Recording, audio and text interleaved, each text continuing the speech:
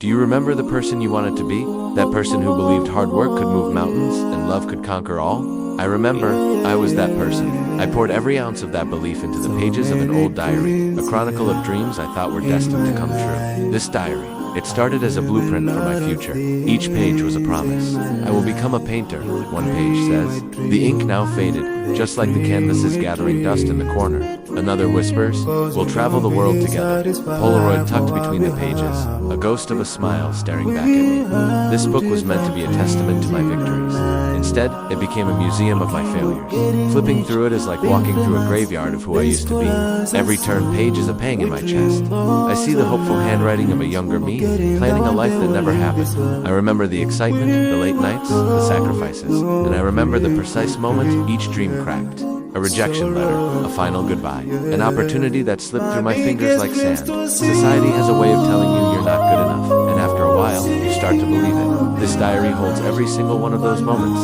The ink is smudged with tears. I don't even remember crying. It's heavy, this book heavy with unspoken words, with paths not taken, and with the crushing weight of reality. For a long time, I couldn't even look at it. It sat on my shelf, a constant, silent reminder of everything I had lost, especially my faith in myself. I felt like a collection of broken pieces, just like the stories inside these worn-out covers.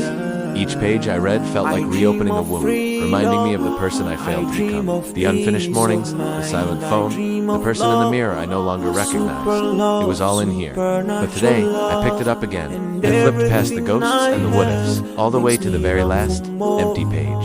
My hand was shaking as I picked up a pen. What could I possibly write to close this chapter of sorrow? And then, the words just came. Broken doesn't mean the end, it means I tried. And in that instant, something shifted. A single sentence, but it felt like the sun breaking through the clouds after a long, relentless storm. Yes, I was broken. But the breaks weren't signs of weakness. They were proof of the battles I had fought. They were scars that proved I had dared to dream in the first place. This diary wasn't a graveyard after all. It was a testament to my courage.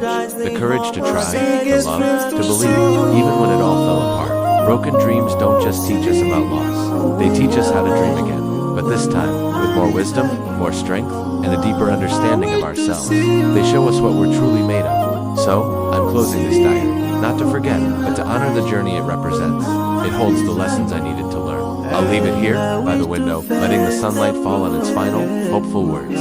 Because it's time for a new beginning. It's time for a new book. This time, I'll write my own ending. Thank you so much for sharing this moment with me. If this story resonated with you, please consider liking and subscribing. Your journey matters, and you're not alone. Let's start our new chapters together.